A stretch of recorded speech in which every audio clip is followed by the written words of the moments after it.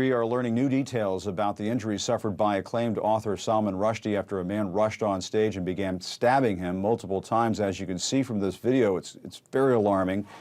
People in the audience rushing onto the stage to pull the assailant away and help Rushdie. CNN's Polo Sandoval is following all of this for us. And Polo, there is some new information coming in. What's the latest? And Jim, this new information really helps paint a cleaner picture when it comes to just the violent nature of the attack that the world witnessed yesterday as Salman Rushdie was getting prepared to participate in that lecture event.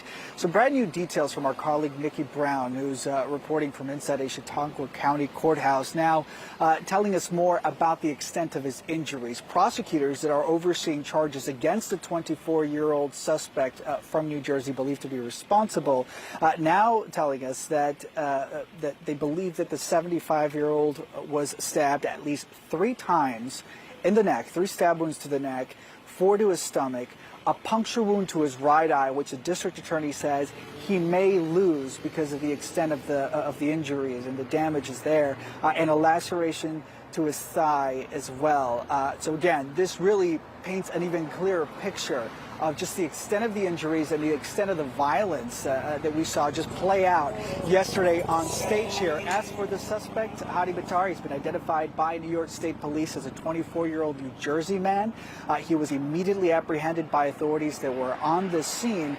He did enter a not guilty plea when it comes to those 2 charges that were filed against him by prosecutors of second-degree attempted murder as well as assault. And now the big question that remains, not just where the attack happened, which is about 40 miles east of where we are, but also here in Erie, Pennsylvania, which is the medical facility here that authorities have identified as the location where the 75-year-old celebrated author is being treated for his injuries. The question is the motive.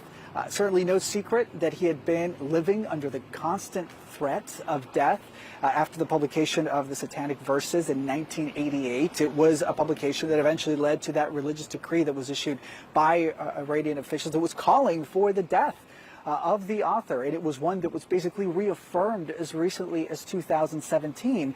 Adding to that, what we are getting in terms of the headlines from the more hardline conservative newspapers in Iran that are essentially celebrating this grisly attack that we saw playing out, while you at the same time have leaders here in the West that are strongly condemning it, describing it as an attack on freedom of expression, and really what you're getting not just from officials, including the National Security Advisor in Washington, that call this just an appalling attack. It's basically people rallying together, standing behind the celebrated author and hoping that he is able to fight through the extent of his injuries. And again, based on this brand new reporting out of Chautauqua County, paints a very disturbing, very violent picture of what played out yesterday morning on that stage. Jim? Yeah, it is such a disturbing case. All right, Polo Sandoval, thank you very much. We should know President Biden has just reacted to the attack on Salman Rushdie. Just released a statement out of the White House, and the president writes in part, Salman Rushdie, with his insight into humanity, with his unmatched sense of story, with his refusal to be intimidated or silenced, stands for essential universal ideals: truth, courage, resilience, the ability to share ideas without fear.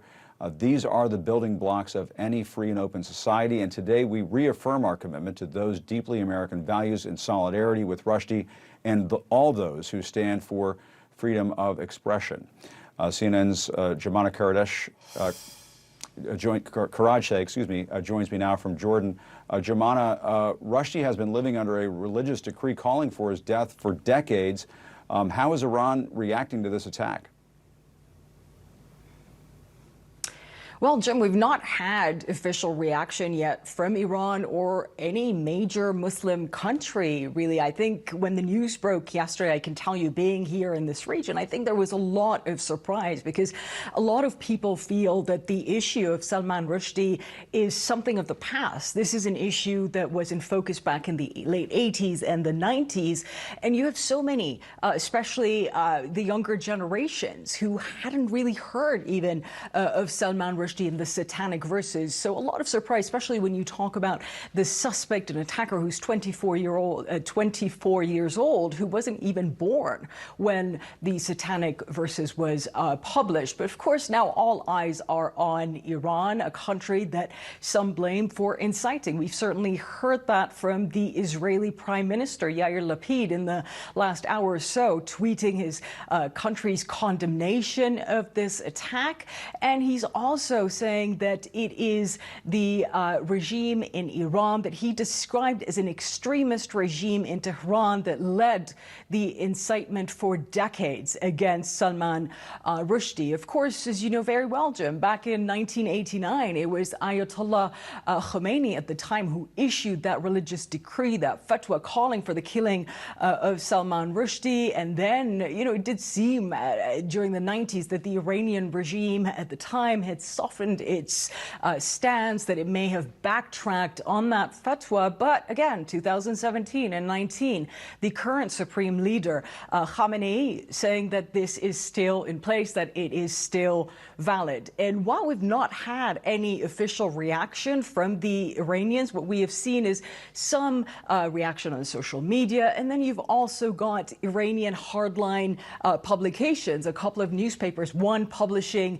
a column today praising the attacker, describing him as a warrior, saying that he deserves 1,000 bravos, hundreds of God blesses, that his hands should be kissed for attacking Rushdie, who they described as an apostate. And one thing, Jim, I can tell you that a lot of people have been wondering is if there are any sort of links to any Iranian-backed groups in this region that this suspect may have had. And Lebanese media have been reporting that the suspect is also a Lebanese national. This is something that CNN has not been able to independently verify, but we did reach out to the Lebanese group, the Iranian-backed group Hezbollah, to ask them if they knew anything about this attacker, if they knew anything about the attack. And what they said is they know nothing about this. All they know is what they've heard in the media, and they know nothing about this suspect. And Jumana, as you were saying, the fatwa against Rushdie was never officially lifted. I would have to think if there is some sort of link to the Iranians that is established here in the coming days, that the Biden administration is going to be issuing some sort of condemnation, saying something to the Iranian regime to say this sort of thing cannot happen on American soil. Full stop. Absolutely. I mean, we're going to have to wait and see how they're going to react to this, how the hardliners who are in power right now, who have really tried to maintain this anti-Western stance, how they're going to react to all of this. And of course, this is coming at a very critical time when you've got the Iranians negotiating, Jim, a new nuclear deal indirectly with the United States. And we are in the final phases of these negotiations, and we're going to have to wait and see what sort of impact this may or may not have. And of course, we'll have to wait and see if there's any kind of official reaction at all to all of this.